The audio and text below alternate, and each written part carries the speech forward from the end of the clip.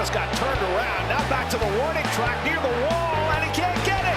Jeff McNeil with an RBI triple. Hey everyone, welcome back to the Shea Station podcast. The Mets gave us a little heart attack. They salvaged the last game of a very disappointing series against the Washington Nationals. There's a lot to cover. The young guys are hitting, the old guys not so much. Can we get a quality start? Who knows? I'm one of your co-hosts, Jack, aka Jolly. Joining me is Jerry Blevins. Jerry, how are you doing, man? I'm good. Yeah, the Mets like to make their fans panic, and their fans love to panic. Do we? But we they did salvage. They came together before a big. You do love it. Mets fans love it. They love the Stockholm drama. syndrome.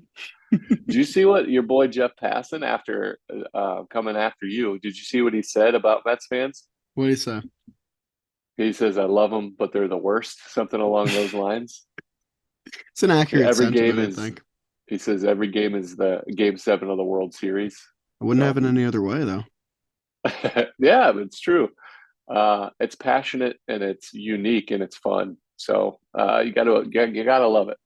Yeah, the Mets lost 2 Game 7s this series, which was tough. I was at one of them with a whole crew of Jomboy Media people. Thank you to everyone who said hey when we were there. I think there was like nice.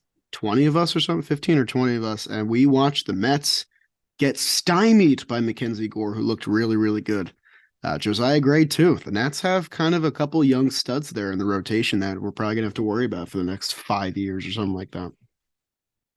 Yep, very, it was, we'll talk about it. I'll let you get in the recap, but then we'll break it down after. We will definitely break it down in the recap right after I tell you about today's sponsor, which is, again, Lightbox, guys. Lab-grown diamonds. The Mets, they didn't deliver something special for us this series, but you can deliver something special for someone you love in your life, and you can do it with Lightbox. Whether it's for Mother's Day, whether it's for an anniversary, shout out my parents, they had their anniversary yesterday. My dad got a nice gift from my mom, but he probably should have used Lightbox to get an even better gift, and he could have used code Shea Station 10 for 10% off of his purchase. They're lab-grown diamonds, sparkly studs to brilliant necklaces. These gems are going to make your jaw drop, especially for the person you're giving it to, the special person in your life. Code Shea Station 10, SHEA Station 10, all one phrase. 10% off of your purchase. Don't want to miss out on this offer, because where else are you going to get cheap lab-grown diamonds that look as good as they cost? Shout out to Lightbox for sponsoring us today, and thank you to them for sponsoring us. And now, let's dive into a recap. Jack's going to hit the music and post, and I'm going to speed through these first 2 games because there's not a lot of good stuff to talk about. The Mets finally come home after a day off after that long West Coast trip where they impressed us, and they immediately get the rug pulled out from under them in a crushing loss. Keibert Ruiz tags Jose Butto for a second-inning solo home run. Butto once again allows plenty of base runners, but gives the Mets a shot to win. He only allows 2 earned runs in 4 2/3 innings. 6 walks, though, on top of all of that. But it was Josiah Gray, my new friend, who came to the office and played ref guest and was such a wonderful dude. Was a little mad at him for striking out 9 Mets over 6 shutout innings and giving the Nats an easy 5-0 win after they got some insurance. Mason Thompson looks really good. He's a stud in the Nats bullpen. Mets lose game 1. They look to bounce back on Senga Day, where I was there, in kind of a cold but kind of a nice evening game. Kodai Senga, though, battles that large pitch count once again. 5 innings pitched, 2 earned runs, but 4 walks and 5 hits, 7 strikeouts. He was in and out of jams. That ERA is at 4.15. Can we get Senga to the 6th inning? We'll see, but he finally had a clean 5th inning, so I guess we'll take that. The Mets cut the lead in half after Escobar's triple with a Marte RBI single, but that'd be as many runs as they'd get because this was a sloppy game on the Mets front. They commit as many errors, 3 in this game, as they did in their previous 24 games.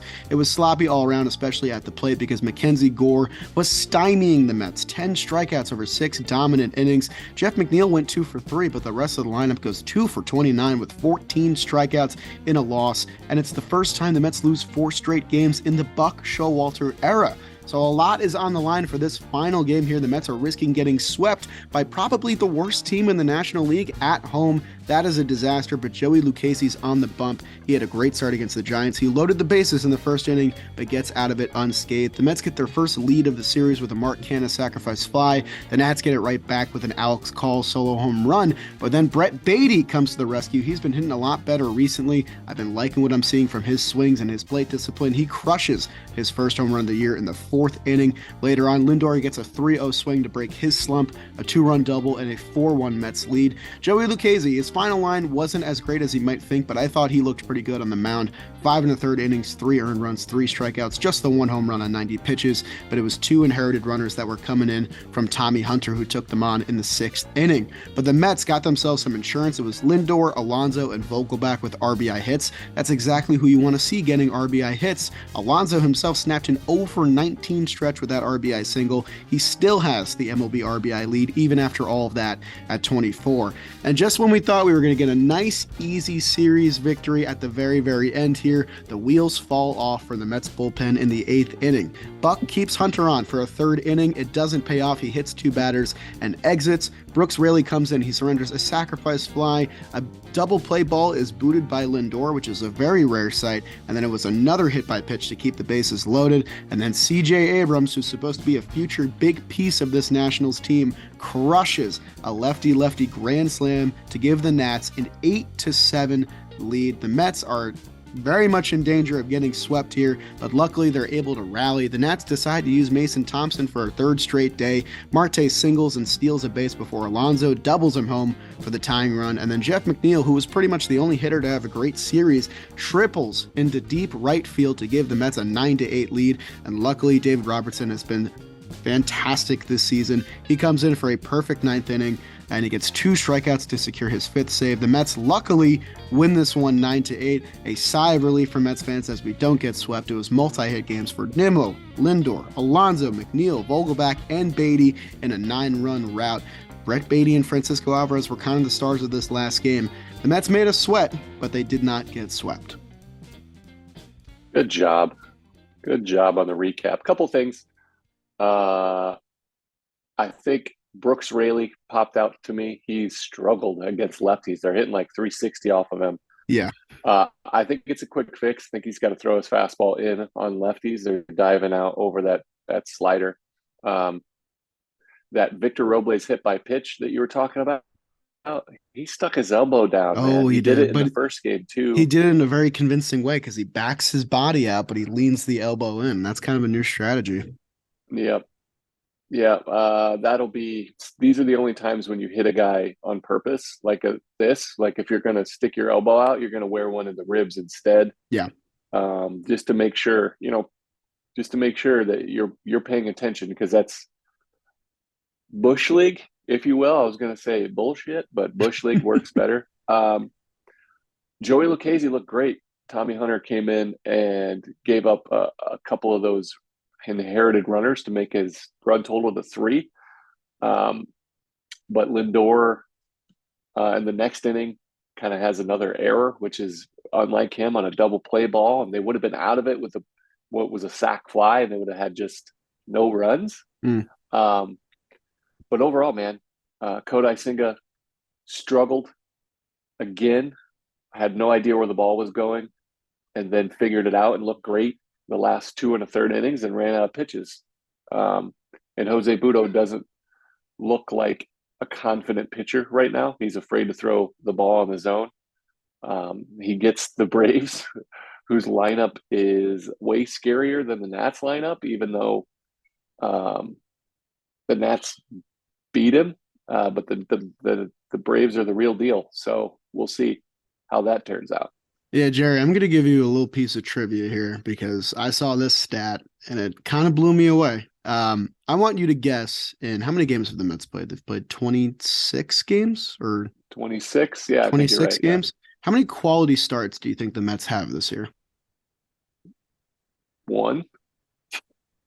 You undersold them a little bit. They have 4 quality starts. That's the second lowest in baseball. What's the quality start? 6 and the worst quality start you could have is 6-3. Yeah. Yeah, and we got 4 of them. We have 4. The Lucchese, Scherzer. Okay, I think 2 Scherzer maybe. I think one Scherzer because he's only gone six one time this year. Oh, that's right. Senga has Yeah, one, that's a Scherzer has one, Lucchesi has one, and then I forget the last one. yeah. But yeah, that's Yeah, it's not good. the root of the problem. I mean, the It's not. It bullpen is. It is the root of the problem. bullpen's still That and been then great. the Yeah. offense wasn't very consistent. Well, let's talk about Josiah Gray because he looked like the real deal, man. I didn't see it coming because of how poorly he had been pitching the last couple of years. His stuff didn't play well to me, I didn't think, but he this whole year he's been great. They were his first four starts, they had zero run support, like legitimately zero Yes. runs. We felt bad for DeGrom. This was even above that. Yeah. But he looked incredible. Mackenzie Gore, who came over in the Juan Soto trade, looks like he might be a potential Cy Young candidate. Like that good. He messed up, and you could see it right away. He threw a changeup, I think his first and only changeup of the whole game, Mm. to Starling Marte, who crushed it for the only RBI. And he was, as soon as he threw it out of his hands, he was so mad at himself. Ruiz behind the dish was angry, but those two looked incredible. Um, Hunter Harvey in their bullpen looks like throwing 100 with 91-mile-an-hour splits. Mason Thompson, who, by the way, he threw 3 innings in the first game, and then they Yeah. brought him in the Crazy. third game. No wonder he gave it up, dude. He's Yeah. got to be hanging. He didn't throw a ton of pitches, but it's wild to do that to a guy. Um, when we were out in Oakland, you could just tell that they were a crappy team. This team is not the Nats were not a very good team, but you can see their future with Gray and Gore. And then Abrams looks pretty solid, great range defensively, got some pop. He also looks like he's about 13. So you can see him grow coming into his own. Mm. Kyber Ruiz behind the dish is a real deal. Um, Stone Garrett crushing lefties. That you can see their potential moving forward, how they can have a winning formula. Yeah. So they may not be a problem this year, but they might be one in the future. I mean, with how Juan Soto's playing currently, it's fun to look back at that trade and think, okay, well, the Nats aren't doing so poorly for themselves. Because, I mean, Josiah Gray had 20 whiffs in 6 innings. That's an insane number. And Mackenzie Gore was not that much worse. I think he had 19. And the Mets, they didn't look great at the plate, but I also think that these guys are very, very promising, especially, Josiah Gray's only 25 years old. Mackenzie kind of showed it before he got injured with the Padres.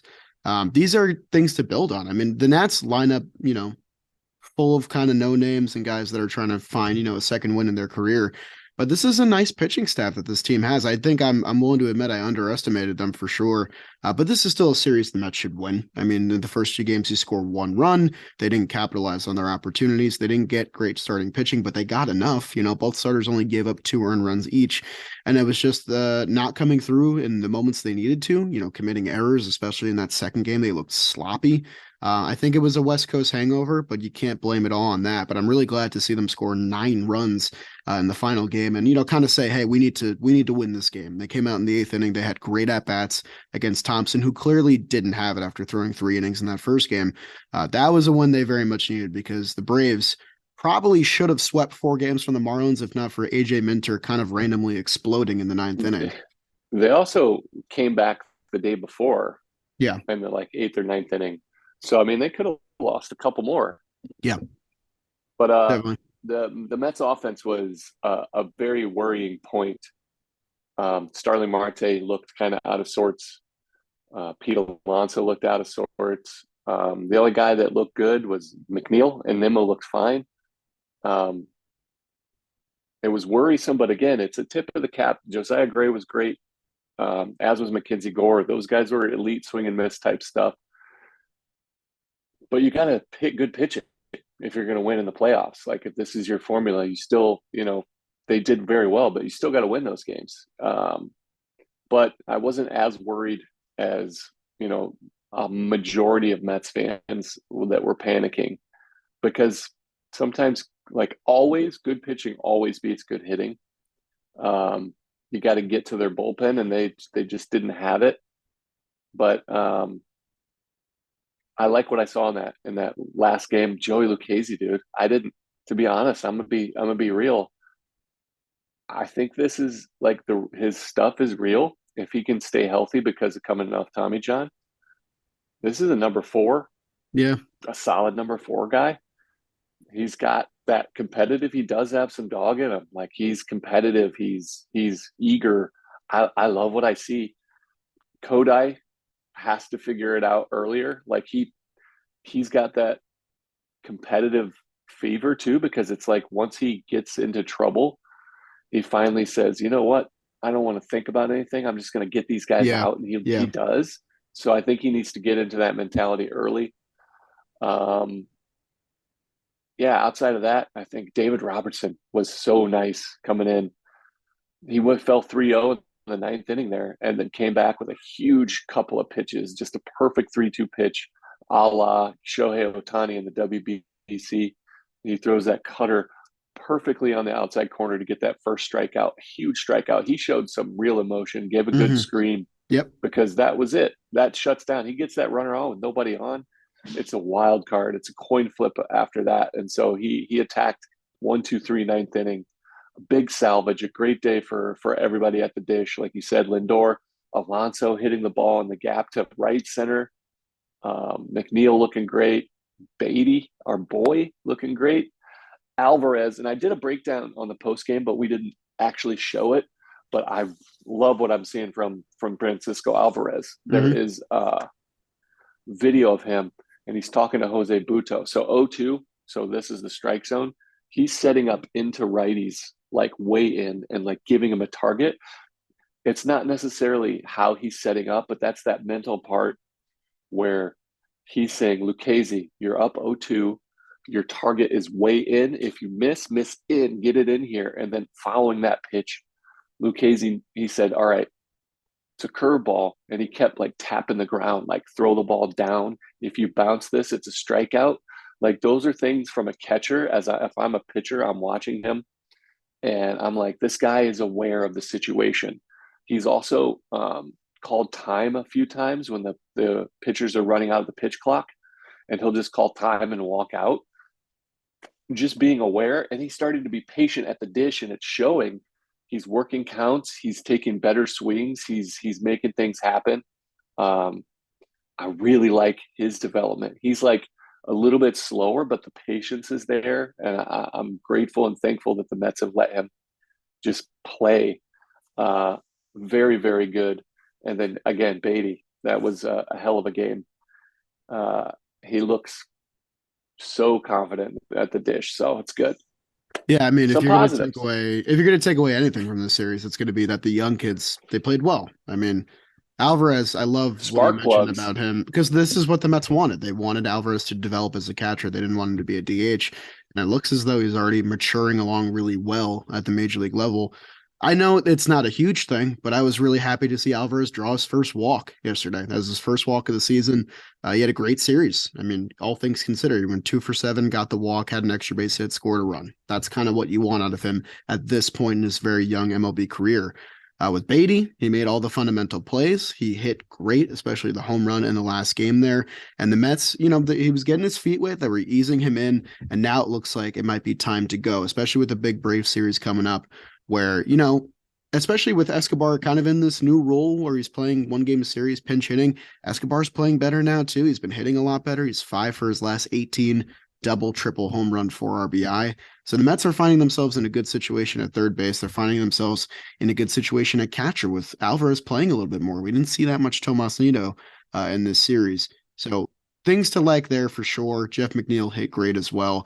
But I think the biggest thing is that we saw it in the first 2 games.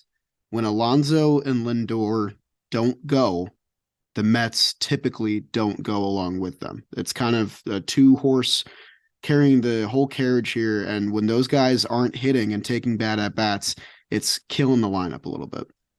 Yeah, that's a fact. Alonso's the only one hitting homers. That's something that we were worried about last year.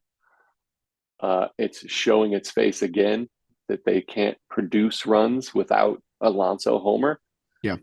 But there's some positive signs. You talked about the two kids at the back, Alvarez and Beatty, are sparking that offense because those guys get on base in front of the top of our order. Ooh, that's trouble. Yep. And then another, I wanted to mention Starling Marte got on base in the eighth, stole a huge base that ended up being the game tying RBI. And then Alonso obviously doubles him in, and then McNeil hits a ball that's at his chest that he keeps his hands in and barrels up. They figured it out, and this is a winning formula. It's sustainable, but they need better starting pitching. A game like Joey Lucchesi, who was your eighth best starter, is still your number one after two turns through the order. It's tough. Yeah. So. I mean, the Mets are doing what they usually do on offense. They're second in the league in walk rate. They're 10.7%, only behind the Dodgers. The weighted runs created plus is kind of in the middle of the pack. It's just the starting ERA is 21st in MLB, 4.85. Bullpen's been much better. They kind of had a hiccup this series, but the guys at the top, especially David Robertson, who you talked about before and sung his praises, 11 and a third innings this year, 1 earned run, 14 strikeouts to 3 walks. That is exactly what the Mets needed out of the back end of their bullpen. Ottavino's been doing his thing, but the Mets have him on paternity list now, so not sure when he's going to be back. So it looks like Robertson's going to be pitching some big innings against the Braves. Yep. I wanted to mention, Senga hasn't been bad at all. He's giving the Mets a chance to win. He's throwing between, basically 5 and 2 for the most part. And so, Jose Butto went 4 2/3, gave up only those 2 runs. It's not as bad as it feels, but because nobody else is pitching great, it's heavy because you're hoping somebody starts to carry, add a little bit more so the bullpen doesn't have to pick it up. Very winnable ball games. The first 2 were winnable. They were in it the whole time. Didn't look as great. They had chances in game 2, and then they dominated. They blew it up in the middle. They had some weird runs, and then that grand slam was a backbreaker, but they bounced back, answered right away, picked up those 2 big to take the lead back. And these guys are resilient. They're going to battle. They're professionals. They're never out of any game. But this is a big series coming up. Yeah, it's a huge the Braves, the leaders. Yeah. So you got some notes here that I thought you want to read those, or? Yeah, they're mostly right around the corner. Verlander is the big one because he starts his rehab assignment in Binghamton today. The Mets won't get him for this Braves series. They're hoping they get him when they go on the road after the Braves series for a series in Detroit, which is also kind of cool because, Justin Verlander, Tigers legend there, and then they'll come back home for the Rockies after that. So Verlander, hopefully, if he stays healthy and everything goes to plan, he'll get to ease in a little bit against some not so good teams because the Mets have an easier run of their schedule coming up with teams like the Reds on the horizon, the Rockies, like I mentioned before. And Scherzer, if the Mets play these 3 games coming up, Friday, Saturday, Sunday, because they have a game Monday against the Braves as well, that means the 10 games is up. Scherzer can come back. He would start the Monday game. So hopefully the Mets are about a week away from Scherzer and Verlander taking 2 spots in this rotation. But it also leaves the question of, with Lucchesi being great, 2 starts in a row, Senga giving the Mets a chance to win, for most of his starts, is it McGill and Peterson that are the guys that are going to get bumped here? I don't think anybody gets bumped. They're down a guy. Yeah, and the answer to that would be Jose Butto, if anybody. He's the biggest, easiest depth piece to go down and gain some more confidence. I don't think people understand that they're playing a man down with the suspension. It's like, in soccer, you get a red card, you're just a man short for the rest of it. The fact that they can't replace him on the roster is weird to me. I don't understand. But they've been playing with a 25-man roster. But Verlander's coming. They're expecting this start today to be his only. If it's not great, he'll be pushed back, and it's not a big deal unless it's injury related. He just might not feel sharp because it's been so long. But they're expecting him the next trip, 5 days later, for him to be making his Mets debut. So you're about to see your guys, your horses coming up. So that's exciting. Yeah, and with the quality start notion and the ERA rank right now, the Mets need, even if it's for 5 innings, they need Justin Verlander to come out and dominate because that's what this bullpen needs. That's what this offense needs. And I think that's what Mets fans need to see because we're a fan base that's very, very used to seeing great starting pitching. It's been kind of a tailspin for me to kind of see every starter come out and struggle like this. I haven't experienced this in a really long time. So Verlander coming back is a big note there. Hopefully things go well in Binghamton today. Hopefully the segment doesn't age poorly. But the rest of the notes we have here are mostly about the hitters, and I want to start with Daniel Vogelback because he actually got to play this series, which was a really nice sign. We didn't face too many lefties. We had Gore in the middle game, but he got a pinch hit there. And when Vogelback has been starting, the numbers are good. I know a lot of people don't love a Vogelback at bat because there's a lot of takes, there's a lot of walks and stuff like that, and not a lot of home runs, which is what you expect out of the big guy. But he started 5 of his last 6 games in those starts. He's 7 for 18, which is a 389 clip, a double, 3 RBI, and 3 walks. The big thing there is 9 strikeouts for Dan Vogelback through those 18 at bats. But I don't think he's someone to blame right now with these Mets offensive struggles. I agree. I understand the sentiment though. They need power. DH is a power position historically, and they're not getting any from Daniel Vogelback. He's doing what he does. He's getting on base. And that if you take the power that Mark Canha, who you have down here, who's hit safely in 8 of 9, Doesn't he's feel at like it. 290 with. No, it doesn't because he's looked very bad. He's looked worse than what it is on paper. They're just singles. We're just singling everything. Yep. Um, and so I think that's why everybody's kind of feeling the pressure because your starting rotation is doing all right. They're giving you 5 and 2 ish. Sometimes 5 and 4. You're still capable of winning. The offense is collecting their hits, but they're not doing any damage. So it's not as bad as it feels, but it feels worse when you're watching it because nothing is adding up Yeah. until game 3. But I understand. Again, I like Vogelback. I think he's a good addition, but we do need power from somewhere. I don't think it's fair to push that upon him because I don't think he is that hitter, but they need it somewhere. And if they gotta find it somewhere, I'm curious to see where they turn.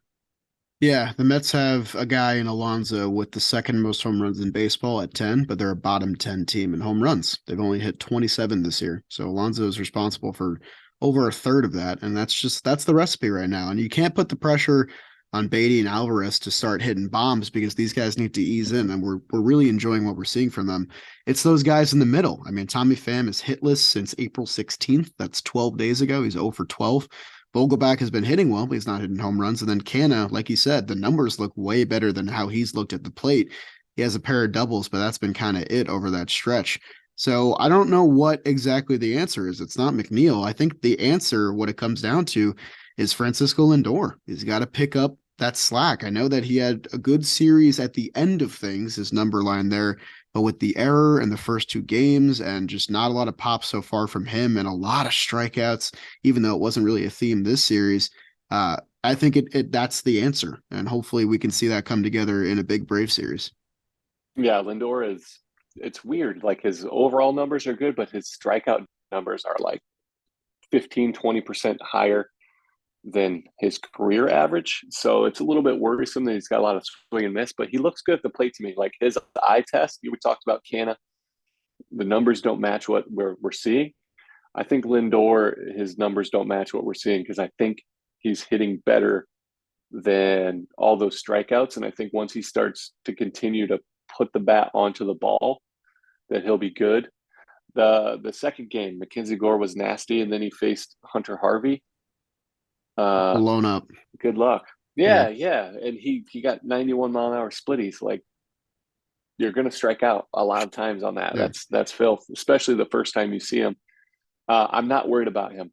Yeah, I'm not worried about him defensively either. He made a couple of like transfer errors, which is sloppy. Yeah. So I expect him to dial it back in. He did make a sick catch in no man's land running backwards. They just need to produce. I don't want to put all that pressure on Lindor to try to hit home runs because when he does that, he does swing and miss more, but he does need to hit home runs. He Yeah. needs to add, that slugging. and just hit the ball more, and he'll be okay. We just need one other piece to kind of start thumping the ball. Yeah, and the weird thing about that is that, he has 4 home runs in the year, but he also leads the National League in doubles right now. He has 11 doubles, which is tied for most in Mets history to this point in just April alone.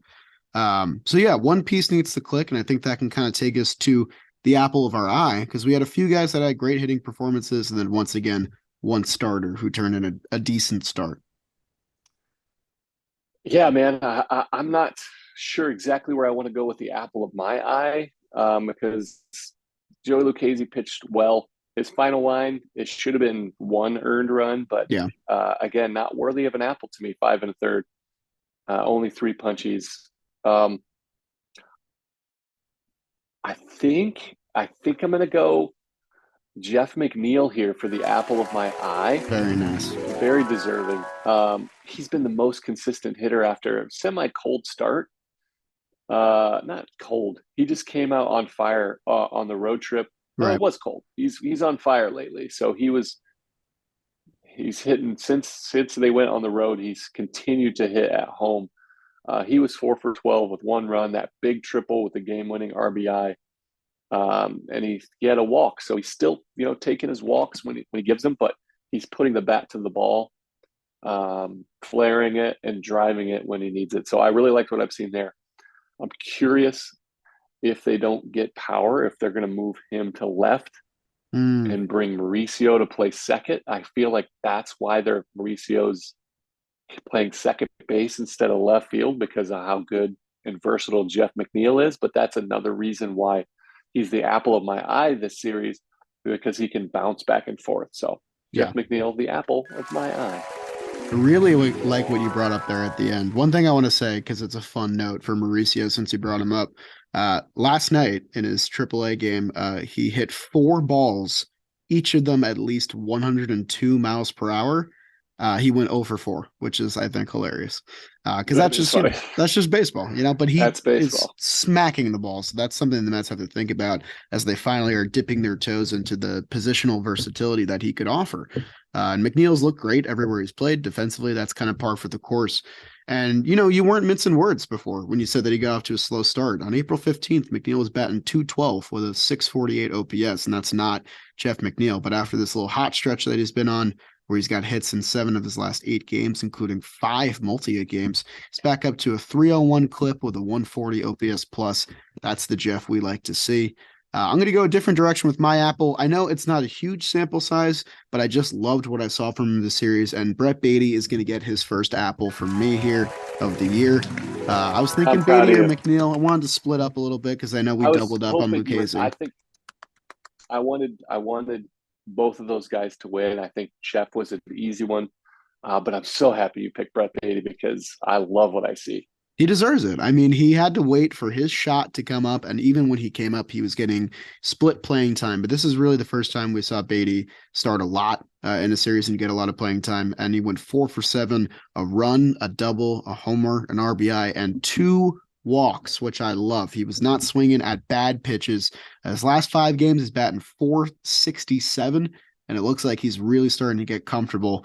He's got the team that he faced in his first major league game coming up next, where he hit that home run off Jake Odorizzi. He's the first third baseman aged 23 or younger with a 3-hit game since good old friend Wilmer Flores did it back in 2013. Brett Beatty is special, man. He's going to be a big part of this Mets season if they're going to be successful.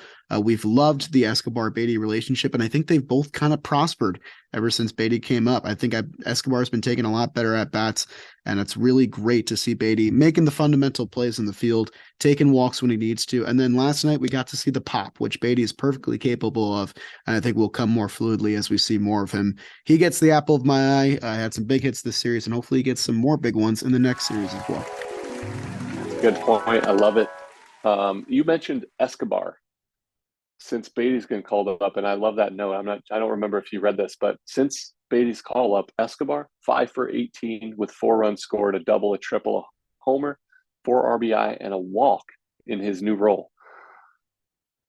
He's thriving since Yeah. that pressure got kind of taken off him. I don't know if that's it. That might be unfair of me to even mention, but he's a good ball player still.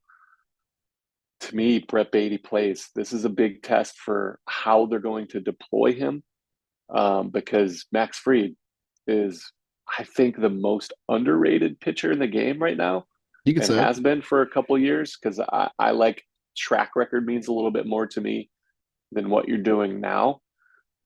People don't understand how good he is, and he's lefty. I could see a scenario where they sit Brett Beatty, and let Escobar play third. I think Escobar should bat, and I think Beatty should be at third. So if Escobar plays second and you have McNeil in left, or if Escobar DHs, That's would what I be was gonna say. interesting. Maybe think about that. If you can't play Let Vogie and him, Fan is slumping, maybe play Escobar at DH. yeah. And I think Beatty has earned the right to stay in against lefties, because you don't want to platoon him all the time. Uh, I think he plays today, and I feel like that momentum. He went 3 for 3 with a walk yesterday. Um, I would love to see him stay in the lineup today. I think that's a big thing to mention because Beatty is coming off his best game so far, probably in his MLB career, 3 hits and a home run. Alvarez is coming off a great defensive game and also a great offensive game. I would really, really like to see both these guys in the lineup tonight against a lefty in a big first game of the series against the Braves, where they both kind of earned a start. It makes sense in my brain, so I really would like to see that. I completely agree with you, but there is one caveat to Francisco Alvarez: is he took two Jamer Wax. Candelario Yeah. whacks to the head on a backswing, both really significantly like firm. He might not play today just out of extra precaution for concussion like symptoms. Even if he's not feeling it, I could see a scenario where they sit him. But I agree with you. If all things being equal, they're both have earned the right, not just for Alvarez to get some reps back there and get some more ABs. He's looking better and better every day. And I think the team's a better team when he's on the field. I love Tomas Nido. I love what he brings to the team. I think he's going to have a hell of a career. Um, but this team is much more dynamic with what Francisco Alvarez's potential could be when he's in the lineup more often. Um, I hope he's okay. His brain, hope everything checks out. I can see them sitting him, but definitely they both deserve to be regulars in this lineup. Definitely. And do you want to take us inside this whole series that's coming up? It's a big one. I do. The big bad Braves coming into town. This is their first matchup of 2023, and it's a weird one. It's a wraparound. So Yeah. all the way through Monday, this is a 4 game set. And game one starts out with two lefties. David Peterson, 1-3 with a 7.36, looking to solidify himself as the guy we know he is, going up against Max Fried, who's 1-0 with a .6 ERA. He missed some time with that hamstring, but he looks to be perfect. As our boy Peter Moylan says, he is locked in right now. Austin Riley versus David Peterson is 8 for 16. Matt Olson 2 for 8 with 2 homers against David Peterson. Jeff McNeil 10 for 27 against Max Fried. That is amazing. A left on left matchup. Alonso also 9 for 32 with 2 home runs, and Mark Canha is 4 for 12 with 2 home runs against Max Fried. That's So a I big could see one. all those guys playing. Max Fried versus the Mets last year, 3-2, 29 innings pitched with a 2.79 ERA, 25 strikeouts to 6 walks. He is very good and very good against the Mets. David Peterson versus the Braves last year, also very good. He was 2-1 in 16 and a third innings pitched with a 2.76 ERA, K to walk of 22-9. That is matchup number one for tonight's game. Game two, Tyler McGill, who's 3-1 with a 3.29. He's also kind of looking to scratch his way. His numbers look good, but he's not missed many bats, not a lot of strikeouts, but he's been reliable. He's going up against another locked in Brave starter, and Spencer Strider with a 3-0 record and a 1.8 ERA. I think there's a lot of Mets in that lineup that want to take it to Strider. I think the comments last year where they're BABIP and they don't hit the ball hard. Hmm. Anyway, Brandon Nimmo and Lindor are both 4 for 9 with a homer against Strider. The Braves against Tyler McGill, Ozzie Albies 4 for 13, Austin Riley 3 for 13, both homered off. And the Mets have hit Strider well in general, 14 2/3 with 7 runs on 16 hits and 8 walks.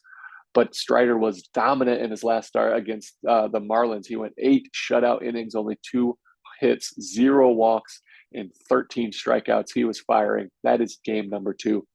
Game 3, the Sunday game, Jose Buto, 0-1 with a 2.79. He's looking to go and get us a quality start. That's 6-3. Going against Charlie Morton, who's 3-2 with a 2.76. Mark Canha, Eduardo Escobar, Lindor, McNeil, Pham, Vogie have all homered off Morton. Morton versus the Mets last year wasn't beautiful. He was 1-2 with 21 and 2/3 innings pitched with a 5 ERA. He did strike out a bunch. It was 26 Ks to 8 walks, giving up 5 home runs. He was kind of a really good start or a really bad start against the Mets. Jose Buto has allowed 10 walks and 9 hits in just 9 and 2/3 innings, but he's been making pitches when he needs to. We'll look to see if he can attack the zone a little bit more and still get those big outs. That is game number 3. And the wraparound game, game 4, the big one, Max Scherzer in his return from suspension. He's 2-1 with a 3.72 ERA. He's going to be well rested. He's going up against Bryce Elder, the 5th starter for your Atlanta Braves. He's 2-0 with a 1.72 ERA. Peter Moylan says he's a solid number 5 type guy right now. Scherzer coming back since May 1st. He's currently riding an 8-inning scoreless streak over his last 2 starts. Elder's coming off his worst start of the year, though. He was 5 1/3 with 4 earned runs, 5 hits, 2 walks, 3 K. He gave up 3 big home runs. That is a must-win for Scherzer's return. I expect electricity in the crowd and in the lineup for Scherzer's return. That is your 4-game wraparound set versus the Atlanta Braves. Well done, Jerry. A beefy 4-game set. Had a lot of notes for you, and you crushed that. Beefy. A lot to take away from here. Loved what you said about the Scherzer start. I think I might go buy myself a ticket for that Monday game if all goes to plan and he's starting. The Mets are going to miss probably the worst starter in the Braves rotation this year so far. Kyle Wright, he's got an ERA near 5. He will miss the Mets. First 2 games are big for me. I expect game 3 to kind of be a slugfest. The Mets hit Morton really well. Budo, I think he's going to face a really potent Braves lineup. He needs to make those pitches, like you said, but I expect that to be a high-scoring affair. It's going to come down to what Peterson and McGill give you. Are they going to give you a chance to win these games? The Mets have faced Fried and Strider a lot, but they're great pitchers, and they're always going to give the Braves a decent chance to win, especially with how Fried has looked so far this year. Strider is coming off a monster outing against the Marlins. The Mets bats look like they woke up in that last game, and we need the guys to go. McNeil needs to keep going. Alonso needs to keep the bat awake after that skid. And I really need Mark Canha to hit well against Max Fried because I think that's going to be an X factor in that first game. The lineups are going to be interesting. I expect Beatty to get some decent playing time. Hopefully he gets the nod tonight. That'd be great. And hopefully things go to plan so Max Scherzer can come out at the back end. Is it too fearful of me to say that I'd be really happy with the series split? No, I think that's realistic. It's so early in the season. The Braves are at full strength, and the Mets aren't. And the matchups pitching-wise are not favorable. It's at home. You don't want to lose 3 out of 4. You want to split. That's why Max Scherzer's a must-win game, I believe, because the first 2 or the first 3 games you're hoping to get at least 1 out of there. You want to win a series, obviously, but it's so early. Again, you don't need to panic. This isn't a must-win anything in April, but you want to play well. You want to beat your rival because the fewer games, these mean more in the matchup with the tiebreakers, as we learned last year. But they are at full strength. We talked about there's a couple guys. Austin Riley looks incredible, but my guy that I'm watching is Ronald Acuna. Yeah. He is fully back from that knee surgery. I think he's hitting 360, but he's also already got 13 stolen bases. Like, he is fully dynamic and fully back. Danger at the top of that lineup. Your first pitch of the game better be locked in because he's going to be up there swinging. They have a very potent offense. Their team is littered with very talented players, both offensively, defensively, in the rotation. Their bullpen, though, has been pretty bad, to be honest. They had a similar situation. Like, the Mets lost Diaz for the whole year. They lost Iglesias, who's still not there, their closer, and AJ Minter, who's established himself as an elite back of the bullpen arm, has been hittable. Yordan Alvarez got to him a few times. He gave it up in the game against Miami where they came back. They look, if there is a weak point, it's their bullpen right now. That's where they should take advantage. Try to get to these, use the typical Mets kind of formula of grinding out at bats, keeping the pitch count up, fighting pitches off, and get to the bullpen. Yeah, I definitely agree. They had one other weak spot, which was left field. They had a 75 OPS plus combined from their left fielders, which were Pilar, Marcelo Zuna, Eddie Rosario. That is no longer a weakness because today Michael Harris II was activated. He's going to center field, and Sam Hilliard, official. Official. And Sam Hilliard, who's been awesome for them, is going to move over to left field. So that's no longer a point of weakness. This is a fantastic lineup. It might be better than last year's. The Braves just find a way, man. They always find pieces to just plug and play. They're going to hit, and it's really going to come down to the Mets starting pitching staff, which hasn't been great so far. These first 3 games, they're putting out 3 guys that have been, shaky for most of it. McGill has been okay numbers wise, but that last 2 starts weren't great. He's had to kind of gut it out. It's going to come down to that, man. I think the Mets will hit. They've seen these guys so much to the point that I think they'll be able to put together good at bats. It's just, what can you get out of Peterson and McGill? What can you get? Peterson's the biggest question mark for me because he's looked not like himself. That slider is getting hit. He's been nibbling in the zone, which he's had spurts of in his career. He just, for a guy that I expected after seeing what he was capable of doing last year, he's come out and been not great, to be honest. And I still believe in him as a pitcher. I just think this is a big test for him early on to see if he can right that ship, use those competitive juices to lock himself in. Big series. Man. Big series. Biggest series of the year so far as the Mets try to close out a strong April. But then after this, I want to tell you what exactly the schedule is, because I took a look at it. It opens up. It opens, and you don't want to be the schedule watch pod because the Mets did that, had that rough September last year. But after this, you go to Detroit for 3, you welcome the Rockies for 3, and then you go to Cincinnati and Washington. So a nice 13-game stretch for the Mets to, recoup, find themselves, get a little fat on wins. Because after that, Tampa Bay, Cleveland Guardians, the Cubs have been good, and then the Phillies. So these next 3 or so weeks are kind of pivotal for the trajectory of the Mets' first half altogether. And I'm hoping they can get at least a split at home against the Braves, kind of make a statement and, kick off the race that we saw so much of last year. I agree. And you mentioned that Cincinnati series. I will be in the booth for that series. I'll be with my man, Steve Gelbs. He'll be doing play-by-play. Gary's taking that series off for, I don't know. I don't get to ask the king why he's taking days off. I'm sure the Godfather. They'll make an announcement. But I'm excited. I think Heath might be there too. I'm not exactly sure. We're still kind of ironing things out. But I will be my first booth action of the year. So that's exciting.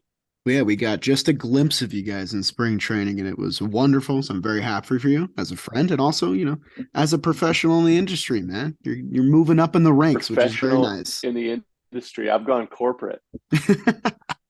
I see you wearing a suit on TV every night. That's the most corporate thing you can do. Well, I'm excited to do it. It's so fun. And plus, I get to be, in my home state of Ohio. So I'm excited. Make sure you give Steve big series now, though. Big series now. Let's live in the moment, okay? Let's get them. All right, and that'll do it for this episode. Hopefully we come back to you guys on Tuesday, which is a weird day, with a happy series recap, not so much like this Nat series.